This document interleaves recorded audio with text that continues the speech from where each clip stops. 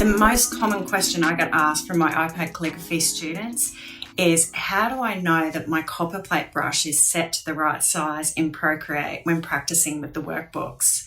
So I'm going to show a little tip today so that you can make sure that your thickness is perfectly set to match the workbooks. But even if you're not using the workbooks, this will still be really helpful because it'll enable you to understand why Copperplate looks the way it does, how the thick and thin strokes work, and then you'll be able to judge it for yourself with your own eye. First, it'll help to give it a little context so that you understand what to expect. When you see different styles of lettering, such as brush script, modern calligraphy, and even Gothic, the aesthetic and stroke changes come down to the different tools used to create them. So with brush script, you get a high contrasted stroke and quite thick width, and that comes from the brush pen or paint brushes that are used to create it. With something like monoline though, the pen has a consistent width and doesn't produce any changes when using pressure. Copperplate Calligraphy uses a pointed pen with a flexible nib. When you press hard, the nib expands and the area fills with ink and gives you those thicker strokes. When you lighten your pressure, the nib contracts and comes together to give a thinner stroke. By using heavy pressure on the downstroke and light pressure on the upstroke, you get these different stroke width changes throughout the letters. So the tool itself is what makes the style in traditional calligraphy and lettering, but what about digital? When using the Copperplate Calligraphy workbooks for Procreate, the easiest way to set your brush size at the right size is to match your downstroke first. So I suggest coming into the first basic stroke, which is this full pressure stroke.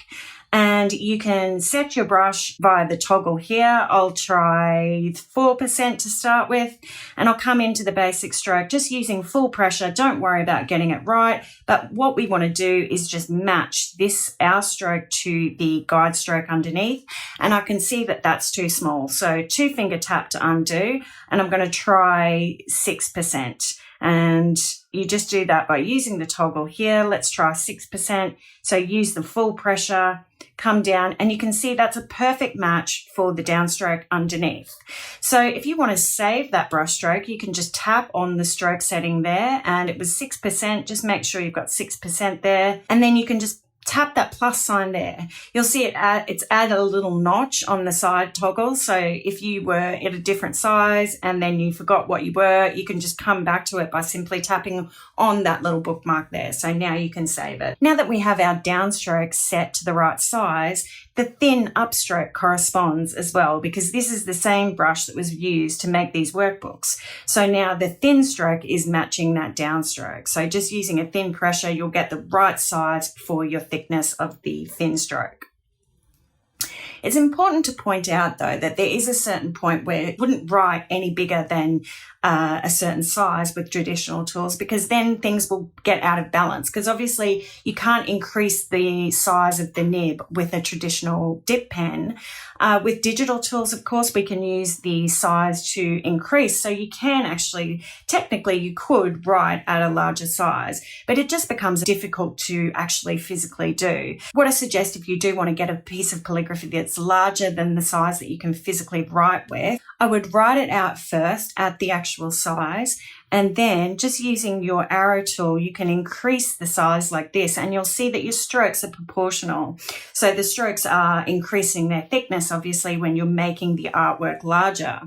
So this isn't going to be good to use as is, though, because Procreate is a pixel-based tool. So as you enlarge things, you get these jagged edges, and that blurs the artwork. So instead of using it as is, you can then just take the opacity of the layer down, then redraw the artwork using lettering techniques. So you could use like a monoline and actually just sketch over the area so that you're sort of drawing in the shape, but then you're making sure that the stroke thicknesses are the same. You can come in and draw it down in strokes rather than writing it because it's so big. So that's a little tip I would give if you want to increase your artwork without losing quality.